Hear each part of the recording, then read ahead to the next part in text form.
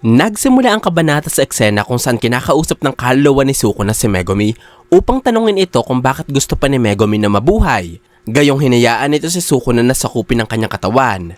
Pinatay ng binata ang sarili niyang kapatid at hindi nito tinanggap ang unang beses na paghingi ng tulong ni Yuji.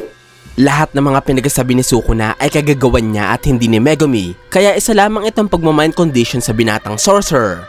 Habang nakayuko si Megumi, kakainin na ng kaluluwa ni Sukuna ang binata pero nagsalita ito. Sinabi ni Megumi na masyadong desperado si Sukuna at sumuko na lamang ito dahil hindi ibibigay ni Megumi ang kanyang buhay para sa King of Curses, bagkos susubukan ni Megumi na mabuhay para sa mga taong naghihintay sa kanya. Maaaring ito din ang kasagutan ni Megumi noong sinabi ni Yuji na hindi sila magiging masaya kung wala ang binata.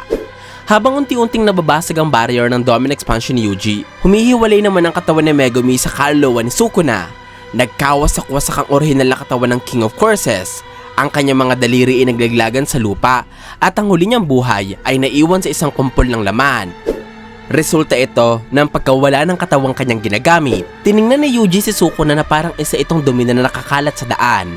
May aapakan niya ito pero nilagay ni Yuji sa kanyang dalawang palad ang King of Curses. Sinabi ni Yuji kay Sukuna na hindi niya ito isusumpa sapagkat kahit walang tumatanggap sa King of Curses, kaya niyang mabuhay kasama si Sukuna. Sumagot ang maliit na bahagi ni Sukuna sa pagkasabing pinupuri niya si Yuji dahil hanggang dulo ay nagtatanga-tangahan pa rin ito. Pero wag niyang mamaliitin si Sukuna dahil siya ay isang sumpa. Unti-unting naging abo ang katawan ni Sukuna at naglaho mula sa kamay ni Yuji. Ang eksenang ito ay nagpapakita ng pamamaalam ng tuluyan ni Sukuna sa kwento at ng katapusan ng kanilang laban. Lumipat ang eksena kay Oraume at Kinji Hakari. Naramdaman ng alipin ni Sukuna ang pagkamatay ng kanyang amo, kaya tinanong siya ni Hakari kung ano na ang kanilang gagawin. Sinabi ni Oraume na tapos na ang lahat, kaya wala na din kahulugan ng kahit na ano para sa kanya. Sinabi ni Oraume na ang pinaka-naiisip niya lamang rason kung bakit natalo si Sukuna ay dahil gumagamit ito ng ibang katawan sa pagkapaglaban. Sinabi niya din kay Hakari na maswerte ang mga Jujutsu sorcerers na kanilang nakalaban dahil ipinanganak sila 1,000 taon matapos ang buhay ni Sukuna. Sumagot si Hakari sa paglalahad na ang tawaging swerte ay isang magandang papuri para sa kanya. Ngumiti si Oraume at unti-unti na din itong naglaho. Hindi ko alam kung masisiyahan ako sa kinalabas ng laban ng dalawang ito o kung matatawag bang laban ang ginawa nila.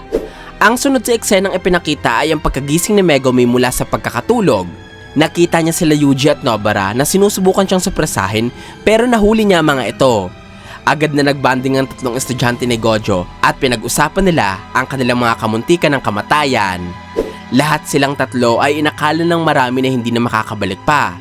Pero muling nabuhay at nagpakita sa kwento. Maya-maya, tumayo na si Nobara para sabihin sa dalawa na kailangan na nilang tagpuin ang ibang mga Jujutsu sorcerers. Tumayo na din si Yuji at pinaalalahanan si Megumi na pasalamatan at humingi ng tawad sa kanilang mga kasama. Nagtaka dito si Megumi kaya sinabi ni Yuji na para kay Yuta ang kanyang gagawin. Ipinakita ng kabanata ang malungkot na paglalakad nila Panda, Toge at Maki. Sunod nila ay ang mukhang kinakabahan na sila Momo, Miwa at Kosakabe. Sinabi ni Yuji na kailangan nilang iligtas si Yuta. At habang naglalakad sila, merong sumigaw. Galit na galit kay Yuta at tinawag itong bastardo. Ano kaya ang kahulugan ng mga katagang ito? Meron pa bang masamang mangyayari sa huling 3 kabanata ng kwento? Yan ang pag-uusapan natin sa susunod kong video.